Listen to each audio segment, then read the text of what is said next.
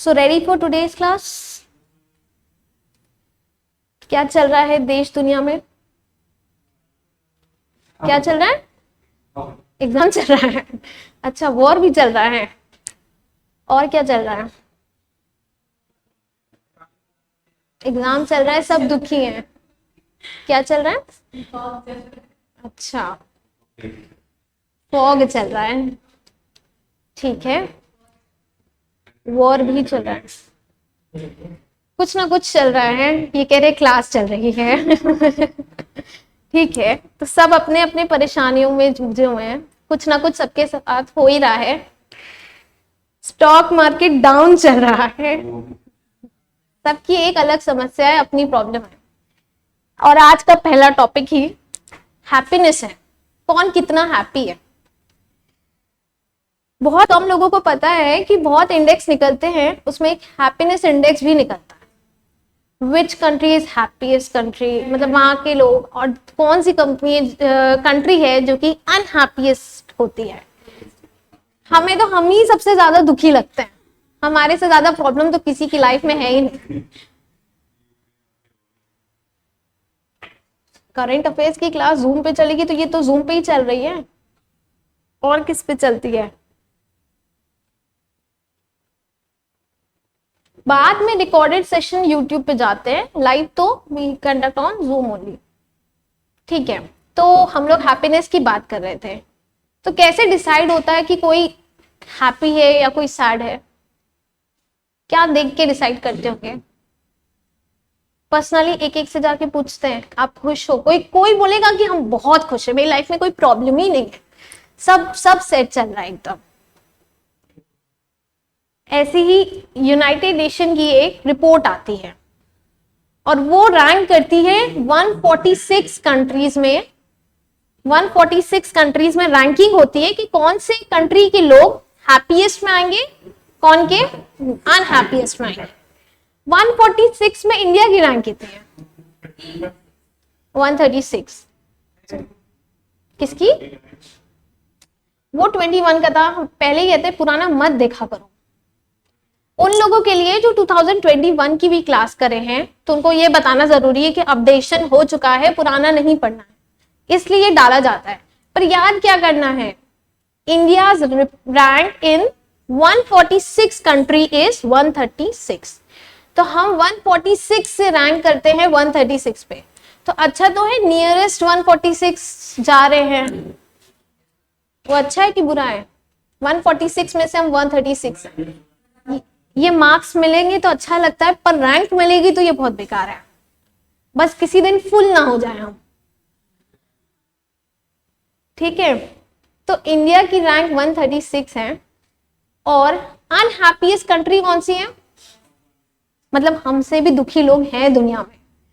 ये देखकर थोड़ा सा ह्यूमन नेचर होता है ना, ये कहते हैं कि फ्रेंड फर्स्ट आ जाए, फ्रेंड फेल हो जाए तो दुख होता है, पर फर्स्ट आ जाए तो उससे भी ज्यादा दुख होता है। तो ये वैसा ही हाल है, हम तो दुखी हैं ही, पर जब हमसे भी कोई ज्यादा दुखी होता है तो फिर अपने को थोड़ा रिलैक्स लगता है। ठीक है, अब question wise top 10 countries of 2022 world happiness report. तो फर्स्ट इज फिनलैंड। हमें फर्स्ट याद रखना है, लास्ट याद रखना है, और इंडिया की रैंक याद रखनी है। अब ये नहीं कि तुम लोग 10 याद करने बैठ जाओ, ये डाल दिए टॉप 10 के लिए। But what for exam, exam के लिए हम लोग क्या प्रिपेयर करेंगे? First position, last position, that is 146। इसके बीच में इंडिया जहां भी आएगा वो वाली रैंक याद रखनी है। ठीक, तो first is Finland and last is Afghanistan.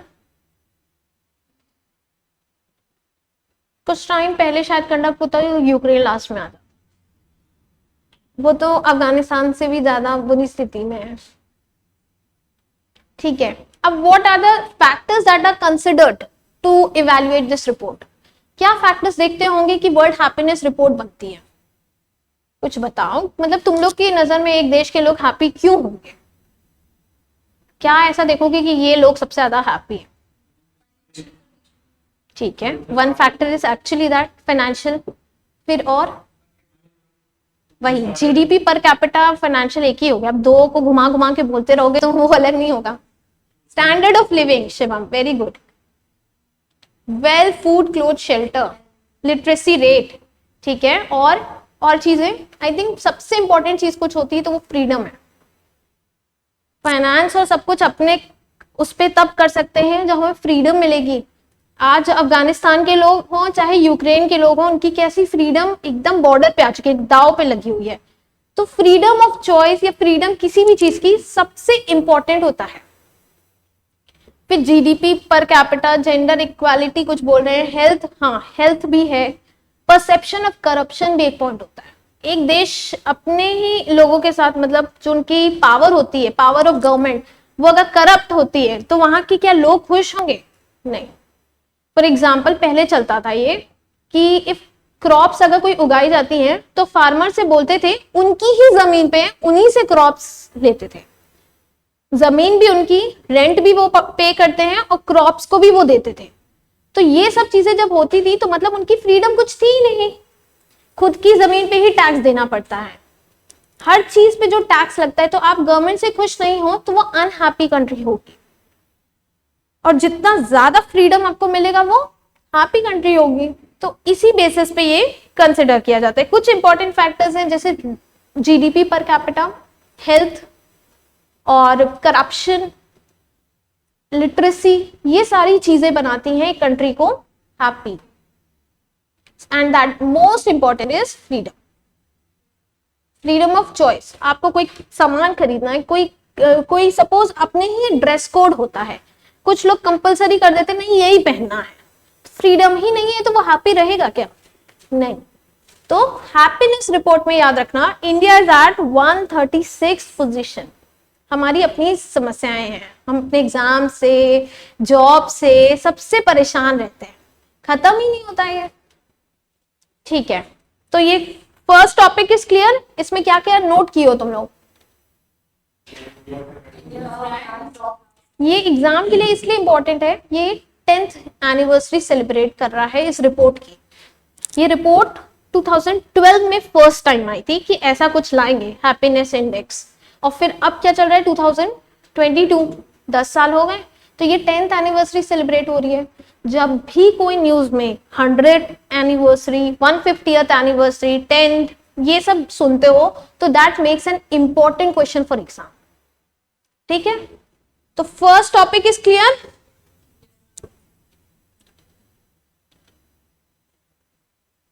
एक फैक्टर पॉपुलेशन भी होता है क्या? पॉपुलेशन मेंशन नहीं है उस रिपोर्ट का हिस्सा, पर हाँ जीडीपी पर कैपिटा है, पर पर्सन कितना उसकी इनकम है वो इंपॉर्टेंट है। You know which is the smallest city in the world, smallest country in the world, sorry कौन सी है? लार्जेस्ट कंट्री हम लोग लास्ट टाइम पढ़े थे, क्या था? रशिया था। स्मॉलेस्ट, मजे की बात यह है स्मॉलेस्ट कंट्री में सिर्फ 800 लोग रहते हैं। 800 लोग रहते हैं, हम लोग के शायद स्कूल वगैरह में ही 800 की स्ट्रेंथ होती थी। एक नॉर्मल कोई भी स्कूल ले लो जिसका नर्सरी टू 12th चलता हो, तो 800 बच्चे तो होंगे ही होंगे उसमें। Vatican city is a smallest country in the world. ठीक है, yes, Vatican city. Tanisha, Shivam, Sagar, Venezuela नहीं, वैटिकन सिटी याद रखना है सबको।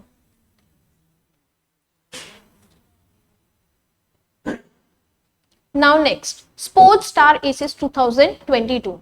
इस बार सबसे ज्यादा 2020 में ही कुछ किया होगा तभी 2022 में अवार्ड मिल रहा है। तो 21 में ओलंपिक्स की वजह से सबसे ज्यादा किसको न्यूज में रखा गया था? Neeraj Chopra.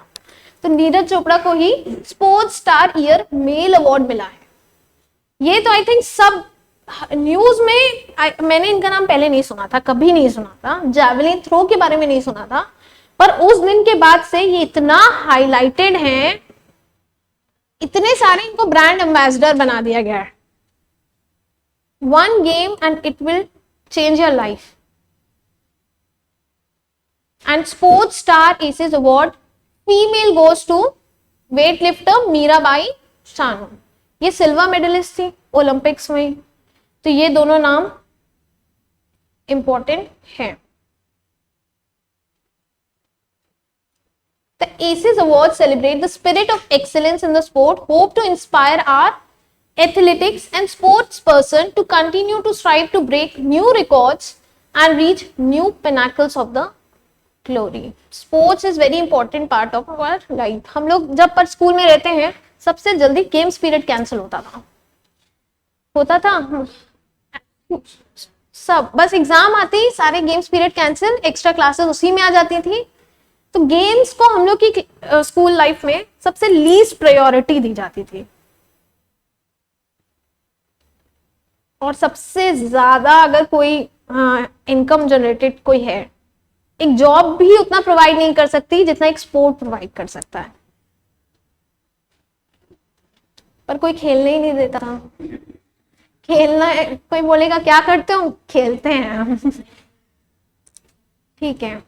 Mumbai Maharashtra announces detail framework, this is very interesting. Prisoners, पता है प्रिजनर्स कौन होता है? कैदी, जेल में रहने वाले लोग, उनके लिए भी एक लोन बनाया गया है कि उन लोगों को लोन कैसे प्रोवाइड कराया जाएगा। तो ये किसने कराया है? सॉरी, ये वाला है फोर्थ पॉइंट, थर्ड अभी डिस्कस करेंगे। Maharashtra government, it introduced a scheme that allows prisoners to obtain personal loans up to 50,000। अब तुम बोलोगे कि कैदी को लोन देंगे ही क्यों? उनकी फैमिली के अपब्रिंगिंग के लिए, और एक केस लड़ने के भी लिए पैसा लगता है ना, लीगल एक्सपेंसेस के लिए। तो उस चीज को, मतलब सबको हक होता है कि वो अपने केस लड़ सके, एटलीस्ट लीगल एक्सपेंसेस को बेयर कर पाए, तो वो होता है प्रिजनर्स लोन। अब वो लोन को रीपे कैसे कर पाएंगे? हम चलो लोन दे देंगे, वो लोन को कैसे रीपे करेंगे? फैमिली तो लोन नहीं ले रही है, लोन मिल रहा है कैदी को, तो वो रीपे कैसे करेगा? कैसे करके? सही है, जेल में भी काम मिलता है और उसके भी पैसे मिलते हैं, तो उसी से जेल में काम करके, पिक्चर में दिखाता है जेल में चक्की पीसिंग एंड पीसिंग एंड पीसिंग, आज समझ में आया उसके पैसे मिलते हैं।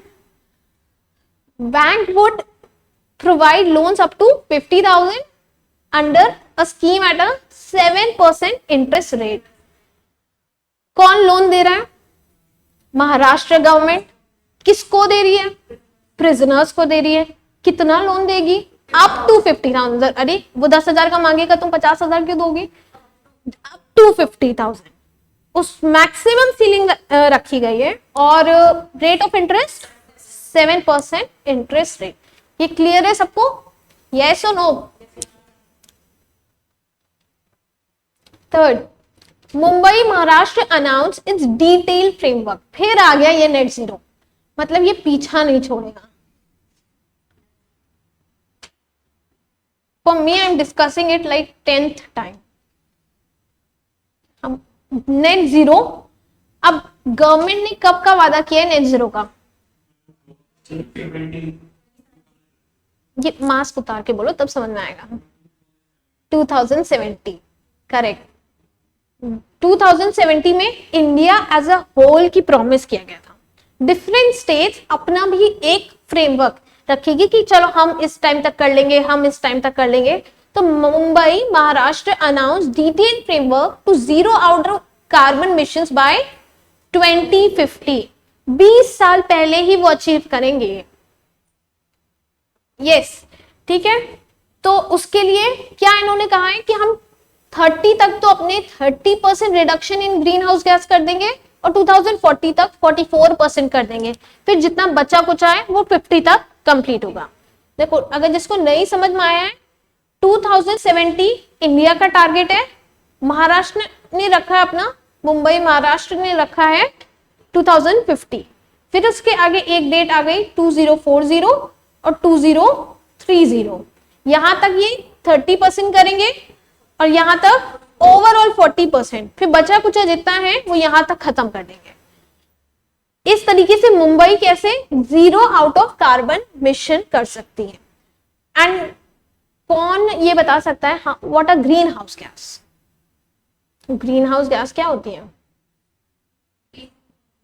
एनी ग्रीन हाउस गैस, कोई ग्रीन हाउस गैसेस के नाम बता दो। उसको बोल सकती हूँ, सबके सामने नहीं बोल सकती हूँ। गलत होगा तो उसी के सामने होगा, बेइज्जती होगी उसी के सामने होगी, सबके सामने नहीं होगी। अरे हाँ, CO2 होता है। CFC का नाम सुना है? Yes, Ayush Tiwari correct. CFC, Tanisha carbon, Shivam carbon oxide and carbon monoxide, all are correct. CFC क्या होता है? क्लोरोफ्लोरो। कहां से निकलता है? जो पीछे आपके लगा हुआ है AC, फ्रिज से भी निकलता है। नहीं, सही बोल रहा, हंसने वाली बात नहीं है।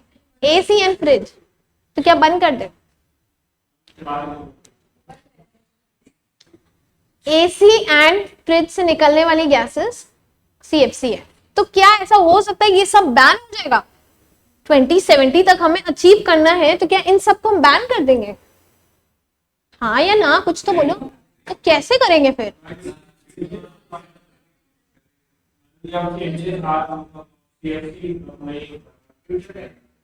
एक तो तरीका है टेक्नोलॉजी चेंज करने का। चलो ठीक है, टेक्नोलॉजी चेंज कर सकते हैं, कुछ और तरीका जिससे निकाला जाए, जिससे कम से कम गैसेस निकले। और दूसरा, अब निकलनी ही है, मजबूरी है, हम नहीं भी चाहते हैं तो भी वो गैसेस उस मशीनरी से निकलनी है, तो उसके लिए क्या करें? एब्जॉर्बर बनाएंगे। एब्जॉर्बर क्या होता है? कुछ ऐसे प्लांट्स एंड मशीनरी जो CFCs को या किसी भी हार्मफुल गैसेस को वही एब्जॉर्ब कर ले। तो मैंने कहा था अगर हम 1 टन प्रोड्यूस कर रहे हैं, तो अगर किसी प्लांट में 1 टन एब्जॉर्ब हो जाता है, तो वो ओवरऑल तो क्या हो गया? 0। प्लस 1 टन हम प्रोड्यूस कर रहे हैं, वो एब्जॉर्ब कर लिया, -1 टन इक्वल क्या हो गया? 0। तो इससे हमारा न्यूट्रल इफेक्ट क्रिएट होते होते ये नेट जीरो हो जाएगा। ठीक, ये नेट जीरो का कॉन्सेप्ट किस मीटिंग में आया था? सन्नाटा। हिंट दीजिए, 26 लगाए लास्ट में। नेट जीरो का कॉन्सेप्ट किस मीटिंग में आया था? चलो ऑनलाइन वाले बच्चों, तनिषा, कार्तिक, शिवम, सागर, संस्कृति, आयुष, बताओ सब। एकदम सब सदमे में चले गए ऐसा लग रहा है। अरे COP26, conference of parties, COP26 meeting में आया था। Yes, we absolutely correct. अब सबके आंसर आ गए। कहां सोच में सब पड़ गए थे? कहां हुई थी ये मीटिंग? अब नई मीटिंग हो जाएगी, तुम लोग को पुराना वाला नहीं याद हो रहा। कहां हुई थी? चाइना। चाइना की तो कोई बात ही नहीं हुई है, कोई मीटिंग अभी चाइना में नहीं हुई है। लिखो COP26। स्कॉटलैंड के ग्लासगो में हुआ था। ग्लासगो।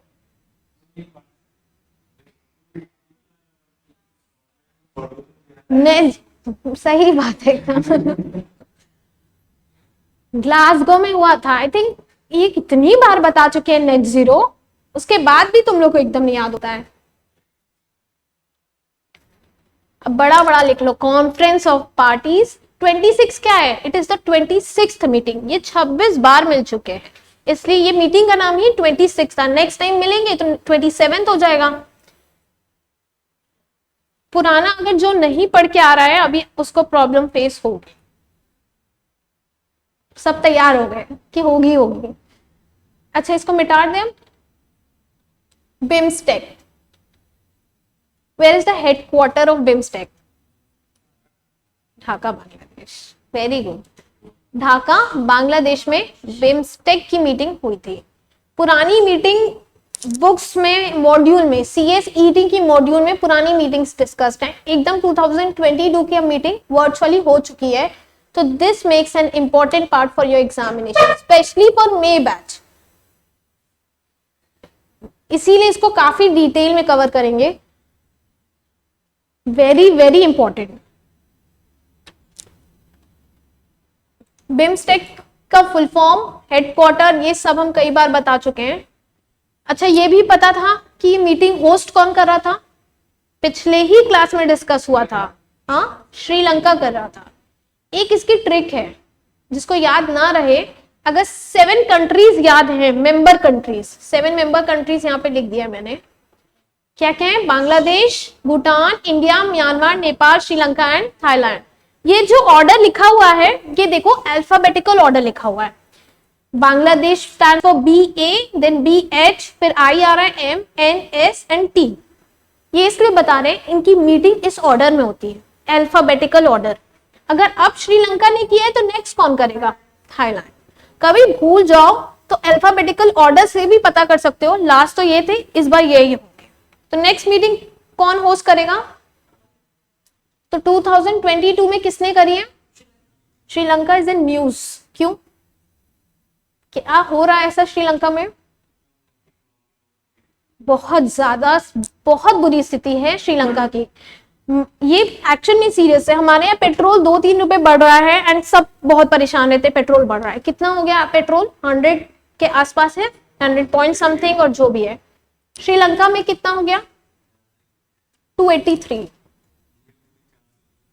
हमारे यहाँ वीट का प्राइस कितना रहता है अप्रोक्सीमेटली? हम लोग एकदम नहीं बताने वाले हैं कि ये ही प्राइस है। अप्रोक्सीमेटली वीट बहुत कम प्राइसेस रहता है, क्योंकि India is based on agricultural economy. और वहां पे क्या प्राइस चल रहा है? 90 रुपीज। जो हमारे यहाँ इतना कम रहता है आटे का प्राइस, और वहां पे 90 रुपीज। एक वुमेन का इंटरव्यू मैंने देखा था यूट्यूब पे। She was telling there is no milk powder available in whole Sri Lanka. वहां पे कुछ भी मिल्क पाउडर अब अवेलेबल नहीं है। ऑयल सफिशिएंट नहीं है, तो 10 आवर्स तक देयर इज नो इलेक्ट्रिसिटी।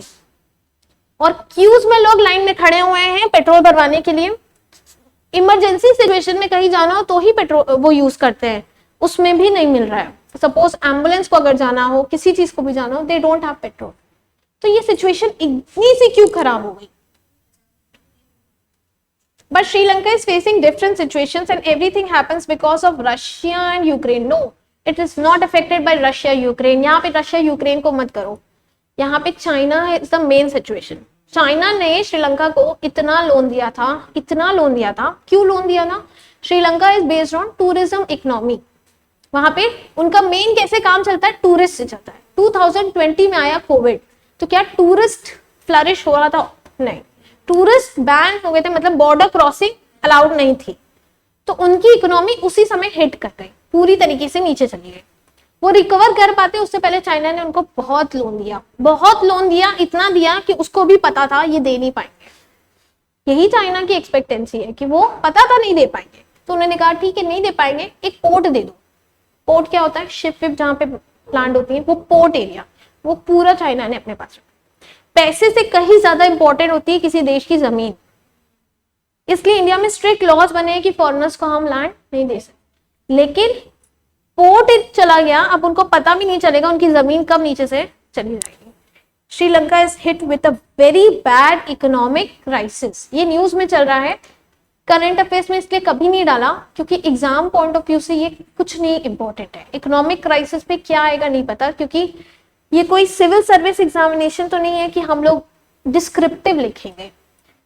तो MCQ कुछ नहीं था, पर पता होना चाहिए what is happening in our neighbourhood. अब बात करते हैं हम 5th बिमस्टेक समिट की।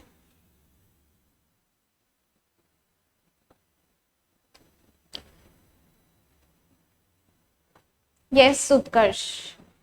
I have just explained what was the impact of COVID on Sri Lanka. अब हम लोग अपने करंट टॉपिक पे आते हैं, बिमस्टेक समिट की। Prime Minister Narendra Modi has participated in 5th Bay of Bengal initiative for multi-sectoral technical and economic cooperation. ये full form लिखा है। Prime Minister Modi has participated in 5th Bay of Bengal initiative BIMSTEC through virtual mode. Meeting was held in a virtual mode. यहीं पे थे, कहीं गए नहीं थे। It was hosted by Sri Lanka. At the conclusion of the meeting, Thailand took over the chair nation. The year 2022 marks as 25th year of establishment. 25 साल हो गए इस बिमस्टेक को बने हुए। The theme was extremely important. Theme क्या है? Towards a resilient region, prosperous economies, healthy people. सब लिख लो। Theme of the summit: towards a resilient region, prosperous economics and healthy people.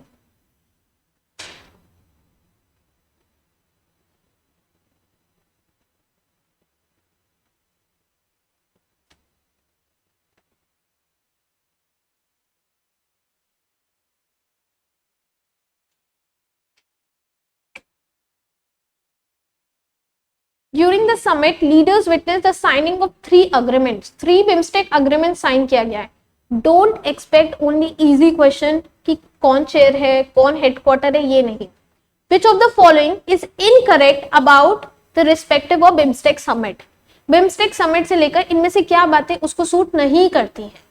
तो जब तीनों अग्रीमेंट पता होंगे तब हम एलिमिनेट कर पाएंगे. तो हमेशा इजी मत सोचा करो कि सिर्फ वन वर्ड आ गया, ये थ्योरी तो आएंगी नहीं, कुछ भी आ सकता है.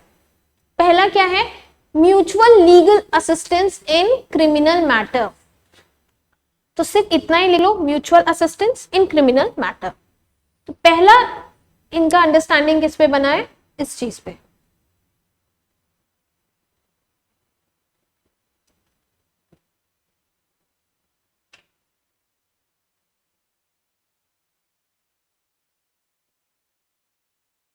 ठीक. Second, BIMSTEC memorandum of understanding on mutual cooperation in the field of diplomatic training.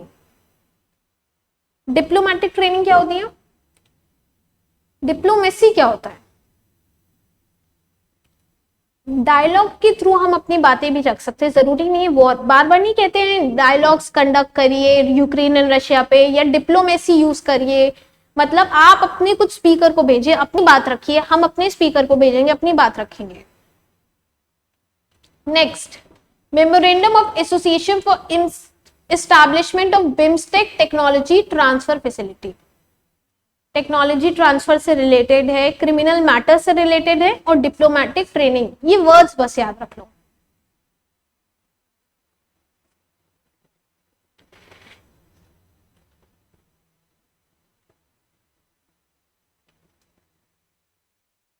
ठीक है.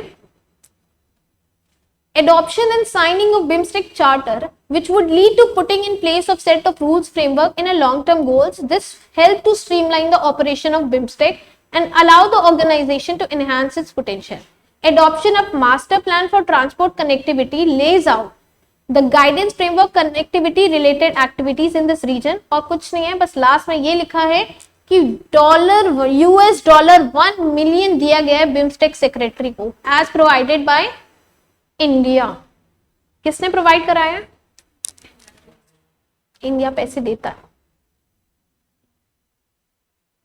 ठीक है, एक सेकेंड.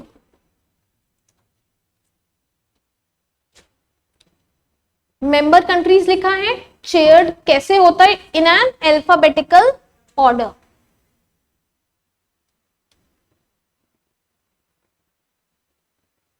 इसको मगअप मत किया करो कि एकदम रटना ऐसे छुपा छुपा के मन में बोलते हो, ये सब नहीं. एक बार गो थ्रू कर लिया हो जाएगा. कुछ बच्चे की आदत होती है ना, हर चीज को बस रट के जाना है.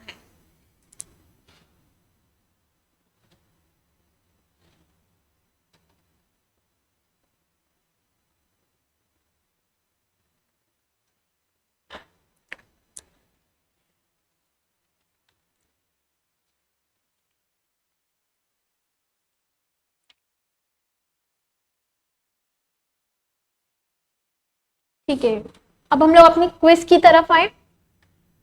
पहले ही कुछ शॉर्ट करंट अफेयर्स पढ़ लिए हम लोग, अब main quiz. National parks are important part of general awareness. General awareness में नेशनल पार्क्स पे बहुत सारे क्वेश्चन आते हैं. Kaziranga national park is located along which river. हमेशा क्वेश्चन कैसे आता है? किस स्टेट में कौन सा नेशनल पार्क है. अब क्वेश्चन बदल गया है. क्वेश्चन क्या पूछा? किस रिवर पे है ये, मतलब वहां से कौन सी रिवर जाती है. अगर ड्रेनेज पैटर्न पता है तो ये तो आइडेंटिफाई कर सकते हो कि नॉर्थ ईस्ट साइड से कौन सी रिवर आती है. यही तो नहीं पता था. गंगा किस साइड से आती है? हिमालयन से निकल के फिर नीचे बे ऑफ बंगाल में एंटर करती है. Yamuna is a tributary of Ganga, Ganga को ज्वाइन कर लेती है. और सतलज कहां पे है? एक बार ड्रेनेज पैटर्न सिर्फ देखा करो कि हमारी रिवर्स कहां से निकल के कहां जा रही है. ड्रेनेज पैटर्न बस एक बार रीड कर लेना. ठीक. द आंसर इज ब्रह्मपुत्र, क्योंकि वही रिवर है जो नॉर्थ ईस्ट साइड से आती है. और ये नेशनल पार्क कहां पे है? असम में है। तो राइट लिखना क्या है, कहां पे है और कौन सी रिवर है।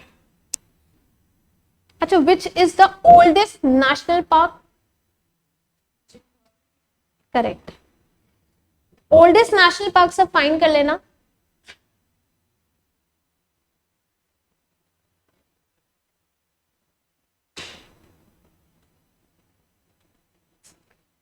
Next, the Lok Sabha passed a bill to merge 3 municipal corporations of with single entity.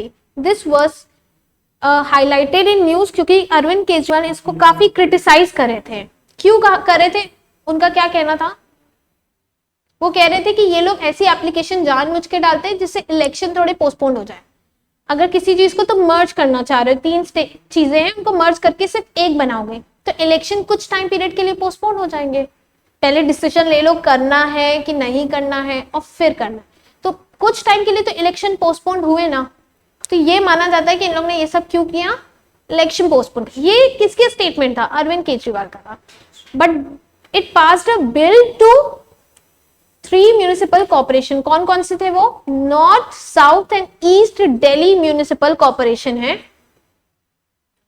तो दिल्ली का ही आंसर है, करेक्ट आंसर इज दिल्ली।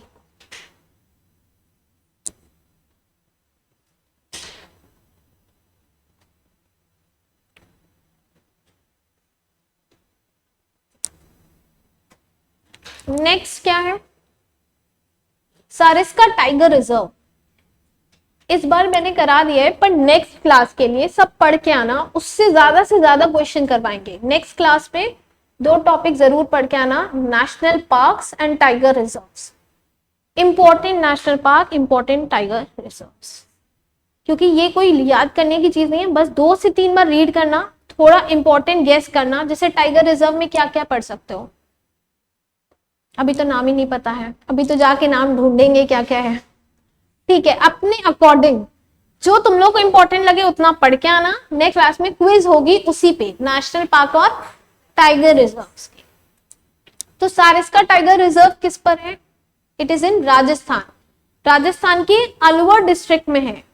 एक प्रोजेक्ट टाइगर शुरू हुआ था, इस पे बीएचयू में क्वेश्चन आया था एंट्रेंस एग्जाम में, when was project tiger started. तो it was started in the year 1973। और इस प्रोजेक्ट टाइगर की वजह से ही पूरे देश में टाइगर रिजर्व्स ऐसे बनाए जाते हैं, टाइगर की पॉपुलेशन को प्रोटेक्ट करने के लिए।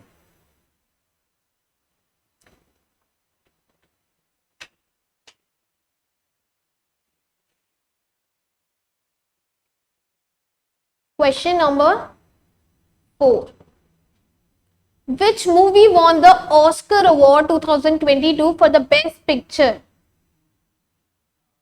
Oscar Award. The answer is Coda. Sagar Gupta, correct. Kartik 4A, 4A नहीं 4C है। नेक्स्ट क्वेश्चन नंबर 5, राष्ट्रीय संस्कृति महोत्सव 22 was inaugurated in which state? राष्ट्रीय संस्कृति महोत्सव, ये होता क्या है राष्ट्रीय संस्कृति महोत्सव? संस्कृति को क्या कहते हैं इंग्लिश में? कल्चर। हमारी क्लास में भी एक संस्कृति है, उसको पता होगा।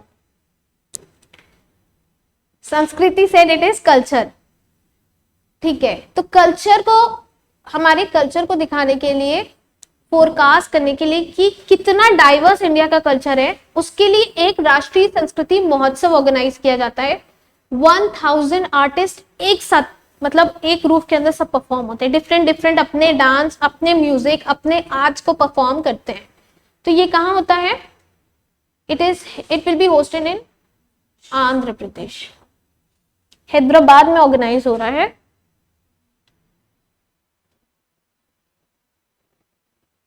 Next, Kangra painting was recently seen in news is associated with which state? Kangra painting. अच्छा, इसका आंसर नहीं देंगे, उसके बाद भी तुम लोग गेस कर सकते हो। अब कैसे? इस पेंटिंग को कहते हैं पहाड़ी पेंटिंग। अब बताओ, हिमाचल, सब पहुंच गए हैं, हिमाचल प्रदेश। इस पेंटिंग और क्या कहते हैं, पहाड़ी पेंटिंग। हुआ था कि नादिर शाह जब इन्वाइट कर रहे थे इंडिया में, तो दिल्ली पे जब उन्होंने इन्वाइजन किया था, वहां पे लोग बहुत परेशान होकर हिल्स पे चले गए थे। हिल्स पे जाने के बाद ही उन्होंने ये पेंटिंग बनाई थी। इससे ये पहाड़ी पेंटिंग के नाम से भी जानी जाती है। पहाड़ी, नॉट डी, पहाड़ी, इसको प्रोनाउंशिएट पहाड़ी करते हैं। अच्छा, दो टाइप की होती है पेंटिंग, एक म्यूरियल्स होते हैं और एक मिनिएचर्स होते हैं। ये थोड़ी स्मॉल साइज के होते हैं मिनिएचर्स। तो ये कौन सी पेंटिंग है, इट इज मिनिएचर पेंटिंग। और जो केव्स वगैरह में करते हैं ना, वो म्यूरियल्स होते हैं। ठीक है, इसको इन्होंने वाटर कलर से किसी क्लॉथ या पेपर पे कर देते हैं, that is miniature painting. Fine arts में पढ़ा है। अच्छा, फाइन आर्ट्स के स्टूडेंट भी हैं। Hornbill festival is celebrated in which state? Hornbill का नाम सुना है कभी? When I was preparing this question, तो हॉर्नबिल सुनते ही मेरे दिमाग में आया था, एक बुक हुआ करती थी इंग्लिश की, क्लास 11th-12th में हॉर्नबिल थी शायद, 11th-12th में से किसी में थी, एनसीईआरटी में हॉर्नबिल था। तो वो हॉर्नबिल क्या है? अभी फेस्टिवल पे मत जाओ, हॉर्नबिल क्या था? क्लास 11th में था, कार्तिक कह रहा है। हाँ Ayush, it is bird, correct, bird है। और उसी पे उस बुक का नाम पड़ा था हॉर्नबिल। तो वो बर्ड पर एक फेस्टिवल मनाया जाता है कहीं पे, वो कहाँ पे मनाया जाता है? आसाम, नागालैंड, वेस्ट बंगाल, बिहार। नागालैंड। किसने गेस किया था? आंसर से मतलब है आपको। मजे की एक आयरनी, आयरनी का मतलब पता है? Have you ever listened irony? Irony क्या होता है? पोएटिक डिवाइस है, गुड, पर होता क्या है? बस इससे ज्यादा नहीं पता है।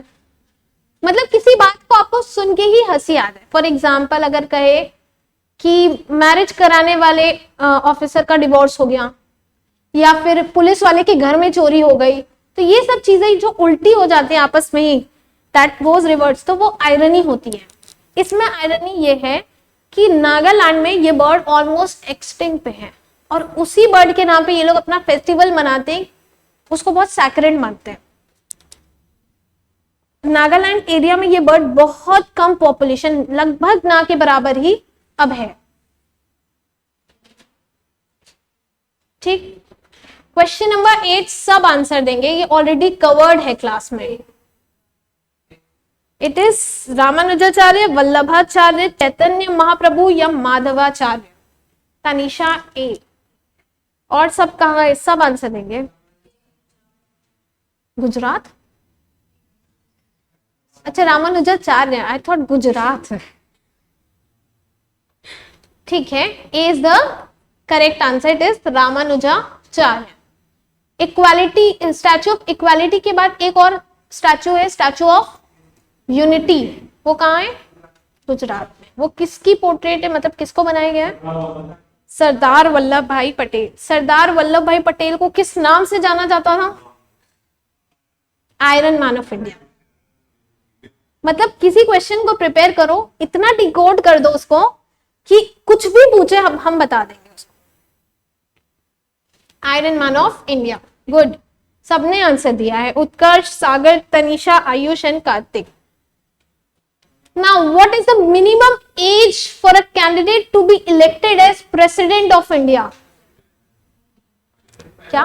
30, 35, 21? अच्छा, एक एक करके। 25 पे कौन कौन है? कोई नहीं है। 35 पे 3 है, 21 पे, 30 पर, 30 पे, ये 2-3 में हाथ उठाइए। मैं किसी को भी बना देती। इसका देख रहे थे यहाँ तक, फिर यहाँ होते होते यहाँ तक आ जाता है। मतलब हर आंसर में मेरा थोड़ा हाथ है, चारों में कुछ कुछ है। मैम 35 ले लेते हैं तो सारा कवर हो जाएगा।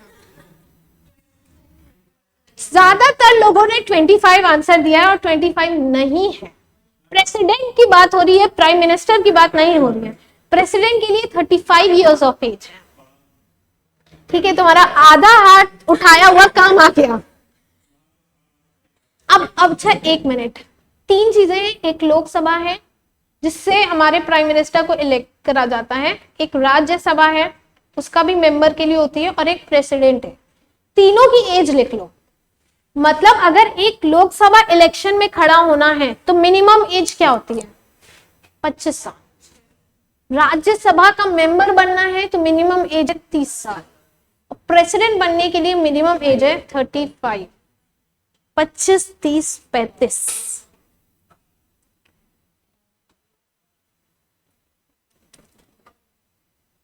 ठीक है। Now parliament of India is consisted of Lok Sabha Rajya Sabha president, Lok Sabha Rajya Sabha president prime minister, या Lok Sabha Rajya Sabha councils of minister. Sagar Gupta correct, Vidya correct. तुम लोगों को बताएंगे नहीं, लेकिन क्यों? प्राइम मिनिस्टर मेंबर ही नहीं है? प्राइम मिनिस्टर पार्लियामेंट में नहीं है? काउंसिल्स ऑफ मिनिस्टर्स भी हैं, और भी कुछ ले लो तुम लोग। एक ही साथ कितने हैं? बी, सी, आधा है, आधा है। डी, अब यही नहीं पता है कि पार्लियामेंट ऑफ इंडिया में कैसे एक बिल पास कैसे होता है, और साइन कौन करता है उसमें? प्राइम मिनिस्टर साइन कर देते हैं। तो बस वही लोग बिल का बना देते हैं पार्लियामेंट।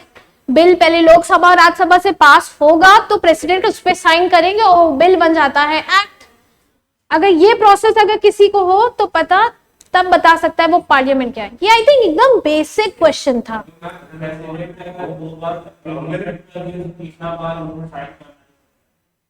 हाँ, एक बार रिजेक्ट होकर अगर दोबारा जाता भी है तो भी।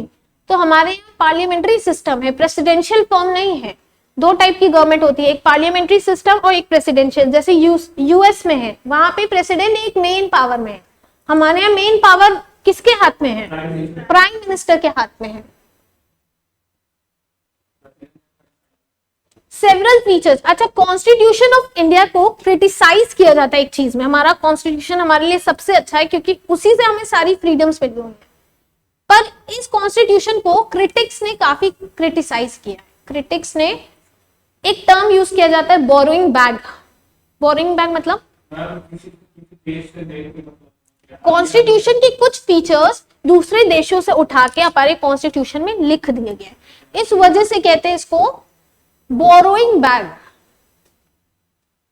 कुछ लोग इसको लॉयर्स पैराडाइज भी कहते हैं। लॉयर्स पैराडाइज इसलिए कहते हैं क्योंकि लैंग्वेज इतनी क्रिटिक है, मतलब इतनी टफ है कि आम आदमी कॉन्स्टिट्यूशन को पढ़ के चीजों को इंटरप्रेट नहीं कर पाता है। हर बार हमें सुप्रीम कोर्ट जाना पड़ता है चीजों को इवेल्युएट करवाने के लिए। तो बोरोइंग बैग है, लॉयर्स पैराडाइज है, ये सारी चीजें क्रिटिक्स ने नाम दिया है। Lengthiest constitution. अब ये बोरोइंग बैग की वजह से डिफरेंट चीजें डिफरेंट देशों से ली गई है। अब तुम्हें इसमें से 4 ऑप्शन में से एक गलत है। अब आइडेंटिफाई करना है कौन सी चीज कहां से नहीं ली गई है। मतलब गवर्नमेंट से फेडरल स्कीम ली गई है कि नहीं, यूएस से फंडामेंटल राइट्स लिया गया है कि नहीं, ब्रिटिश से कॉन्करेंट लिस्ट लिया गया है कि नहीं, जापानीज कॉन्स्टिट्यूशन से प्रोसीजर ऑफ लॉ लिया गया है या नहीं। अच्छा, एक बार क्वेश्चन अच्छे से पढ़ लो, अभी एक हिंट देंगे। ये चारों पता होना चाहिए क्या पूछ रहा है। मेरे पास पूरी लिस्ट है ज्यादातर चीजों की कि कौन सी चीज कहां से ली गई है। इसको किस नाम से आप नेट पे सर्च कर सकते हो। नेट पे जो लोग नहीं ढूंढ पा रहे हैं, सोर्सेस ऑफ कॉन्स्टिट्यूशन। सोर्सेस मतलब कैसे ये कॉन्स्टिट्यूशन बना है। रीड कर लिया 4 ऑप्शन। अब इस टेबल पे चलते हैं। अब इसमें से ढूंढो। 4 नाम याद हुए होंगे तब तो ढूंढ पाओगे। कॉन्करेंट लिस्ट था उसमें। ये क्या है? Australia. Federation with strong centre कहां है? कनाडा से। फिर फंडामेंटल राइट भी था। फंडामेंटल ड्यूटी तो लिया गया है यूएसएसआर, जब आज का रशिया है, पहला सोवियत यूनियन कहलाता था। और जापानी यूएस से लिया गया है fundamental rights. and fourth point was Japanese, that is procedure established by law. Correct answer पता चल गया। इसमें एक लिस्ट में गवर्नमेंट ऑफ इंडिया एक्ट नहीं दिया है। गवर्नमेंट ऑफ इंडिया एक्ट के जितने छूटे हैं उसको एक्स्ट्रा अपना लिख लेना। एक हम बता ही दे रहे हैं, फेडरल स्कीम इसी से है। किससे है? गवर्नमेंट ऑफ इंडिया से है फेडरल स्कीम, यूएस से है फंडामेंटल राइट, जापान से है procedure establish by law, Canada से है फेडरेशन विद स्ट्रॉन्ग सेंटर और ऑस्ट्रेलिया से है कॉन्करेंट लिस्ट। आप क्वेश्चन को पढ़ के अब आंसर दो, क्या गलत है?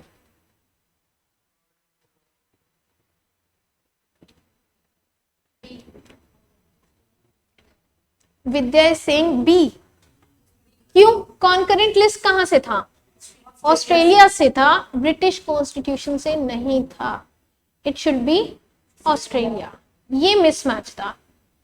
क्वेश्चन देखने में है इजी, पर कितना घुमा के पूछा गया है।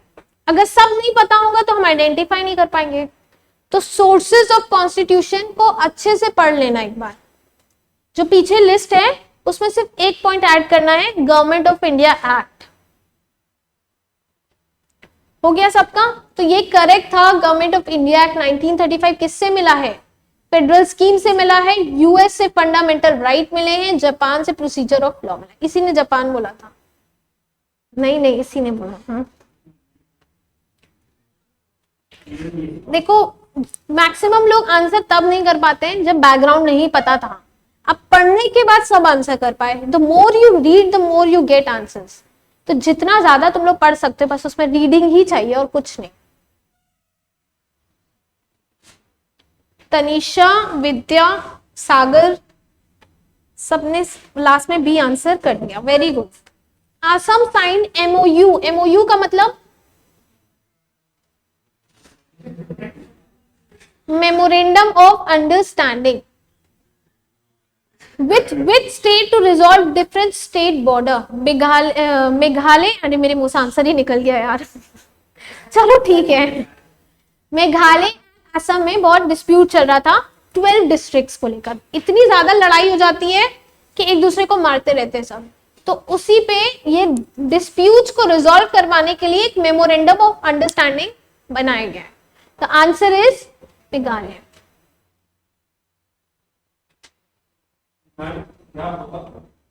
मेमोरेंडम मतलब आपस में डिस्प्यूट जस्ट था कि ये एरिया मेरा है, ये एरिया मेघालय का है, ये असम का है। तो ये चीजें जो लड़ाई चल रही थी उसको सेंटर ने डिस्प्यूट को सॉल्व किया कि ये किसका किस में जाएगा, वो क्लियर कर दिया है। और आपसी मतलब अंडरस्टैंडिंग डेवलप किया गया है कि एक दूसरे से बॉर्डर को लेकर लड़ाई ना। एक अमेजिंग चीज पता है कि नहीं कि Meghalaya has been carved out of Assam. जैसे आंध्र प्रदेश से ही तेलंगाना निकल के गया है, ऐसे ही मेघालय किससे निकल कर आया था? असम से निकल के आया था।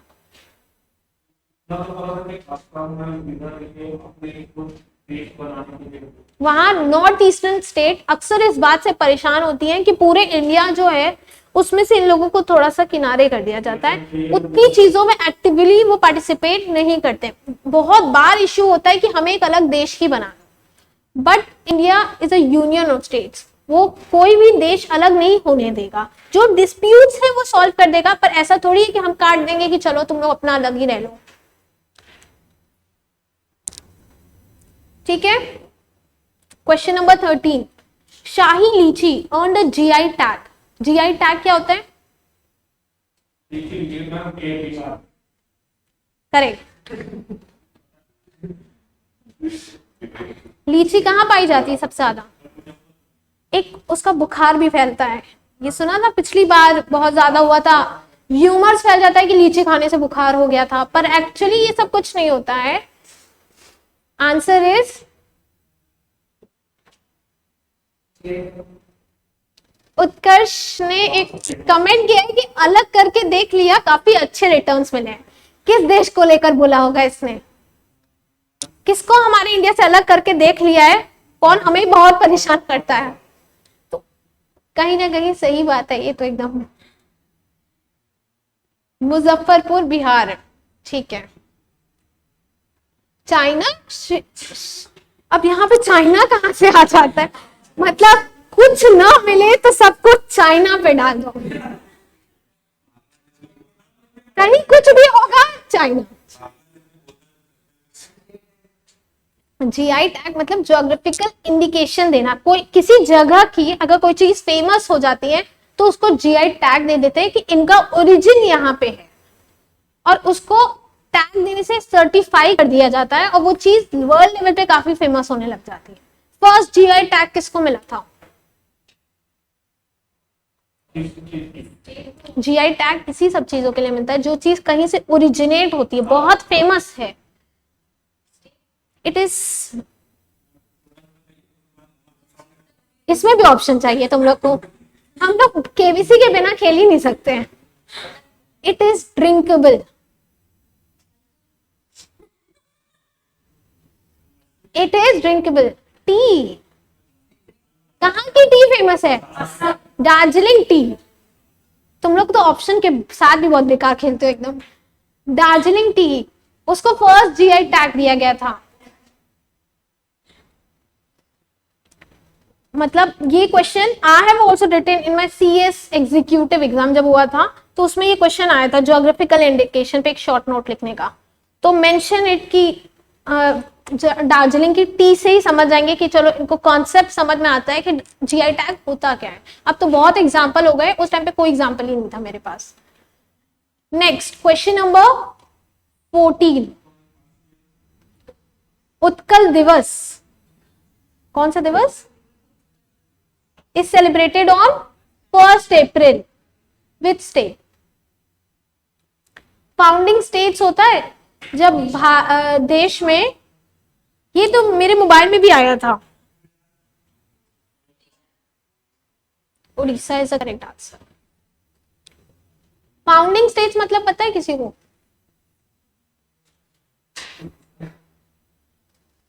फाउंडिंग स्टेट्स क्या होती है? कुछ स्टेट्स 1947 से नहीं है इंडिया में, बीच में फॉर्म हुई हैं, जैसे अलग हो जाते हैं, 2 स्टेट में से एक को अलग कर दिया गया या फिर 2 को मर्ज कर दिया गया, ऐसा चलता रहता है। तो जिस दिन वो हुआ हो तो उस दिन उसका डे बना लिया जाता है। तो Utkal Divas is celebrated as a founding of. And last question, फिर एक बार क्विक रिवीजन करेंगे, जल्दी से खत्म करते हैं इसको। लास्ट क्वेश्चन बताओ, Mario Marcel who won the governor of the year award was the governor of which country central bank?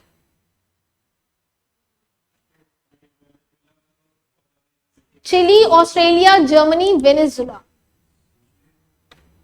Governor of the year award किसी देश के सेंट्रल बैंक के गवर्नर को दिया गया। पिछली बार भी ऑस्ट्रेलिया आंसर निकला था, इस बार भी वही लगा देते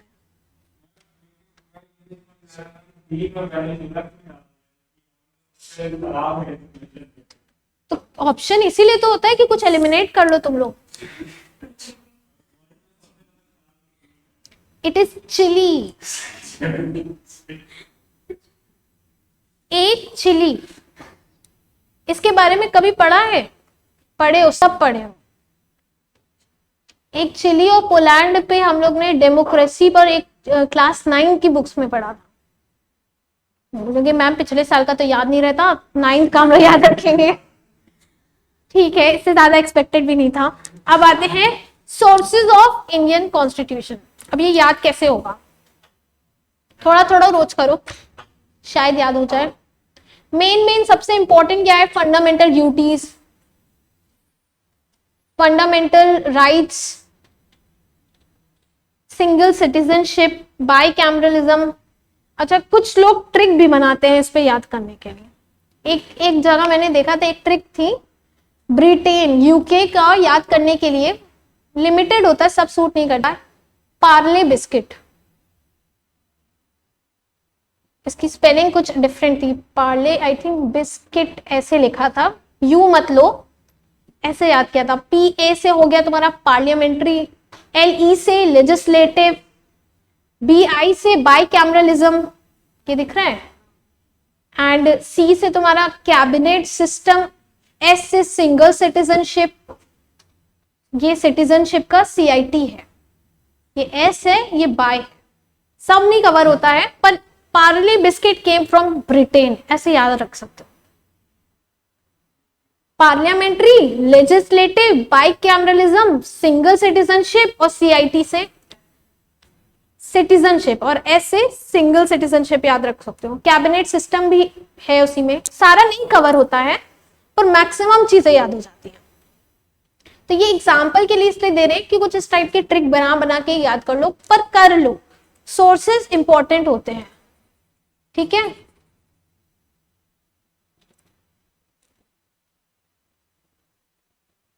फ्रांस से सबसे इंपॉर्टेंट है, ideas of liberty, equality, fraternity in preamble.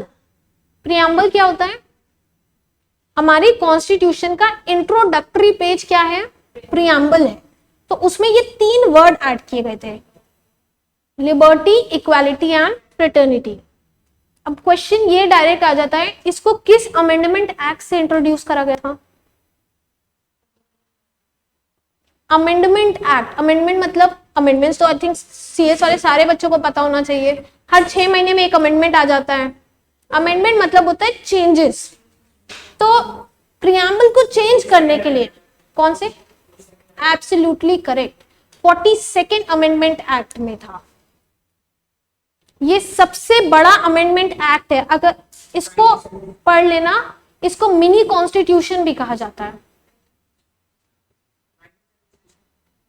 Mini constitution 42nd amendment act में ये 3 वर्ड प्रियम्बल में ऐड किए गए थे। इसको डिटेल में कवर करना 42nd अमेंडमेंट एक्ट, अब जिस ईयर में भी आए, ठीक है। Cover it as soon as possible. Amendment act, ठीक।